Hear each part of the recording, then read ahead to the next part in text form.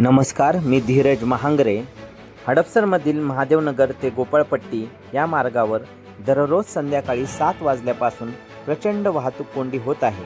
यामुळे नागरिकांना मोठा मनस्ताप सहन करावा लागत असून रुग्णवाहिका व आपत्कालीन सेवांनाही वेळेत मार्ग मिळत नाही. ही केवळ वाहतुकीची समस्या नसून नागरिकांच्या जीविताशी संबंधित गंभीर बाब आहे. प्रशासनाने तात्काळ प्रभावी वाहतूक नियोजन करून अनधिकृत पार्किंगवर कारवाई करावी आणि रुग्णवाहिकांसाठी स्वतंत्र मार्ग उपलब्ध करून द्यावा.